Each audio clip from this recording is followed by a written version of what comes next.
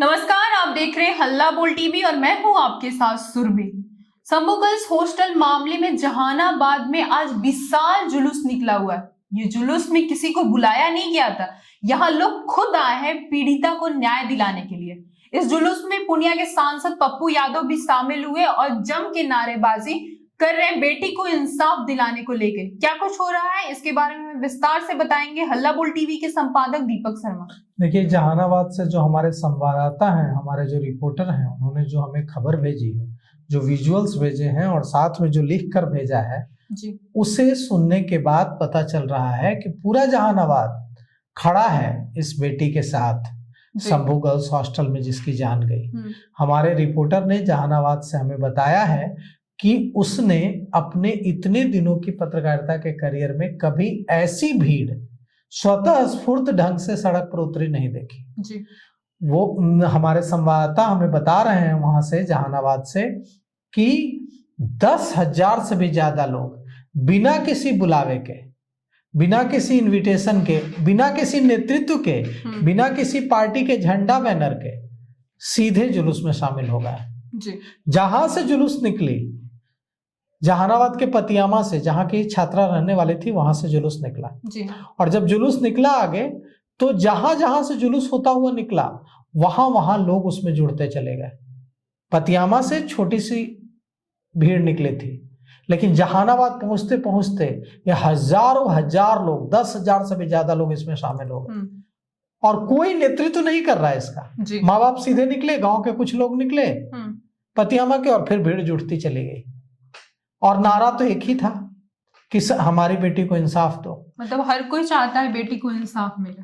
मतलब पूरा Jehanabad Shambhu girls hostel कांड में जिस बेटी ने जान गंवाई है, इससे अपने को कोरिलेट कर रहा है, या महसूस कर रहा है कि जिस बेटी की जान गई है वो उसके परिवार की है। तभी तो 10,000 लोगों की भीड़ सड़क पर उतर गई है।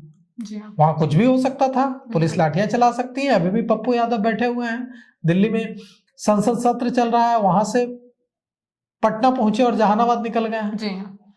और पप्पू यादव भी बैठे हुए हैं, 10,000 की भीड़ लगी हुई है, नारेबाजी हो रही है पुलिस के खिलाफ, प्रशासन के खिलाफ, बिहार सरकार के खिलाफ। वहां कुछ भी हो सकता है, लेकिन लोग डर नहीं रहे हैं। लोगों को इसकी परवाह नहीं है कि उन पर लाठियां पड़ेंगी, कि उन पर वाटर कैनन की बौछार होगी। लोग अड़े हुए हैं कि हम इंसाफ दिलाकर रहेंगे। और जब जब यह खबर आती है कि इसमें बड़े बड़े लोग हैं, तब तब लोगों का गुस्सा और भड़क जाता है।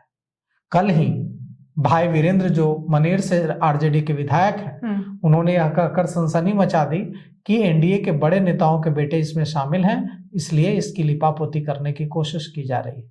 जब उनसे कहा गया कि लिपापोती की कोशिश कहाँ की जा रही है, मामले को तो सीबीआई को दे दिया गया, तो उन्होंने कहा कि मामले को सीबीआई को इसलिए दे दिया गया ताकि और अच्छे तरीके से लिपापोती की जाए।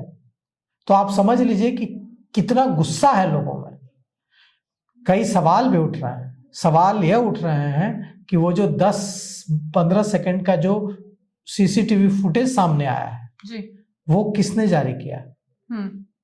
वो एक बड़ा सवाल पप्पू यादव उठा रहे हैं और आज भी उठाया उन्होंने कि वो 10 सेकंड का सेलेक्टिव सीसीटीवी फुटेज किसने जारी किया और किस मकसद से जारी किया, और आज तक क्यों जारी नहीं हुआ था? क्या डिफेम करने की कोशिश हो रही है? कैरेक्टर असैसिनेशन की कोशिश हो रही है?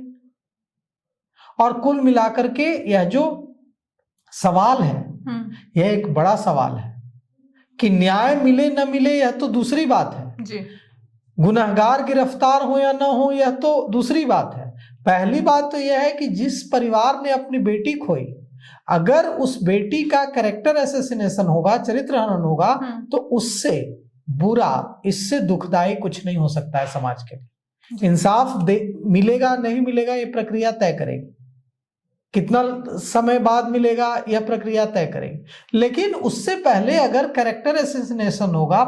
और एक बात कही पप्पू यादव ने कहा कि सबको यह बात, और खासकर कुछ पत्रकारों को यह बात याद रखनी चाहिए कि बेटी न भूमिहार होती है और न राजपूत होती है, बेटी बेटी होती है। अब पप्पू यादव किन पत्रकारों को यह बात कह रहे हैं, यह तो पप्पू यादव जानते होंगे, लेकिन सांसद पप्पू यादव जहानाबाद पहुंच गए हैं और 10,000 से भी ज्यादा भीड़ उनका इंतजार कर रही थी।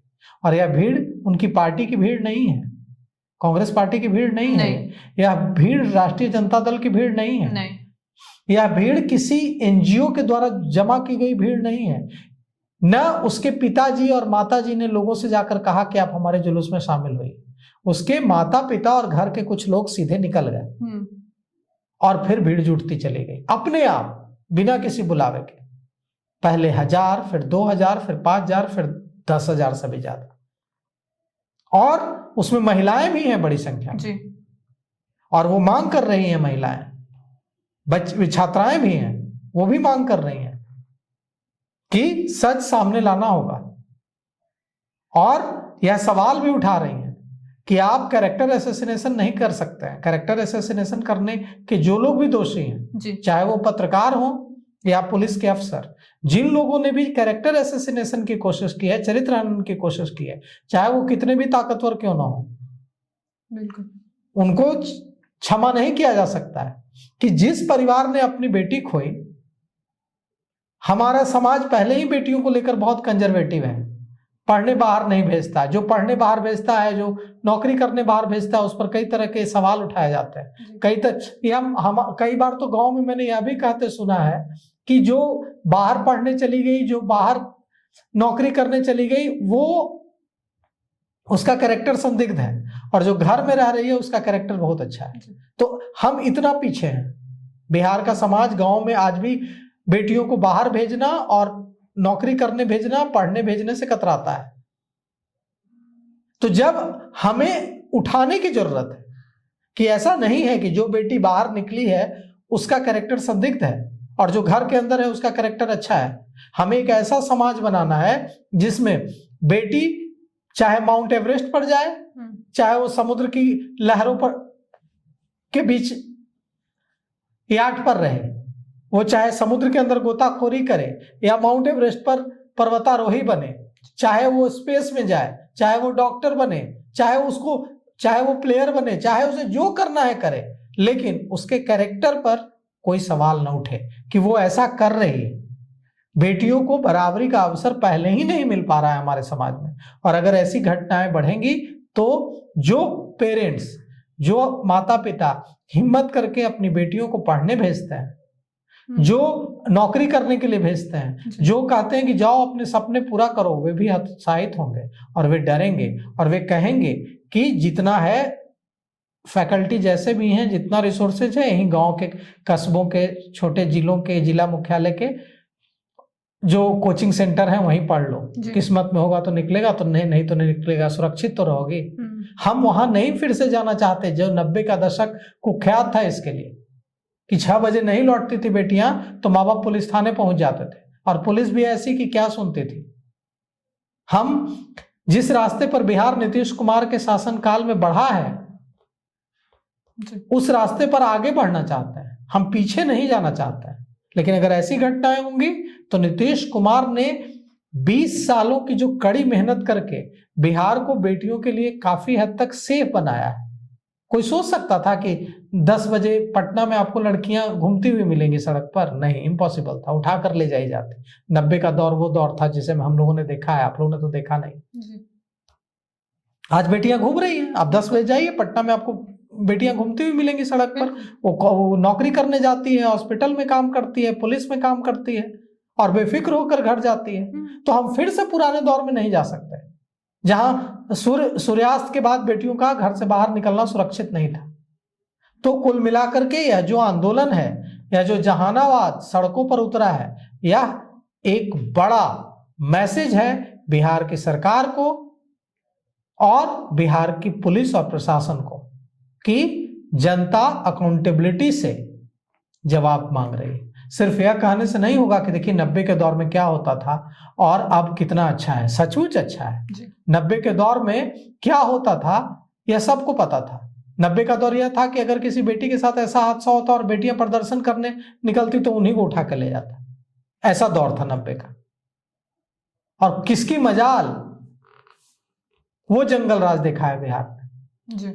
लेकिन हमने उतना खराब दौर देखा है, इसीलिए अब ऐसी गलतियां माफ हो जाए, ये नहीं हो सकता है। इसमें पुलिस की लापरवाही, इस पूरे घटना में पुलिस की लापरवाही साफ साफ दिखी है शुरू से ही, और इसके लिए अकाउंटेबल जो पुलिसकर्मी हैं, जो पुलिस अफसर हैं, उन पर एक्शन तो होना चाहिए जी बिल्कुल। और सबसे बड़ी बात है कि यह तब हुआ है जब बिहार के जो पुलिस महानिदेशक हैं विनय कुमार, उनकी ईमानदारी पर कोई सवाल नहीं उठा सकता, ये तब हुआ है। और बिहार के पुलिस महानिदेशक विनय कुमार को पीपल्स डीजीपी कहा जाता है। तो देखिए पीपल्स डीजीपी जनता की बात सुनकर क्या कार्रवाई करता है। जी। संभव गर्ल्स हॉस्टल मामले में एक माँ और पूरा जहानाबाद बेटी को न्याय दिलाने के लिए जम के रोड पर प्रदर्शन करने के लिए उतर गए हैं। इसको लेके आपकी क्या राय है, हमें कमेंट करके जरूर बताएं। फिलहाल इस पेशकश में इतना ही। तमाम खबरों के लिए देखते रहे हल्ला बोल टीवी। धन्यवाद।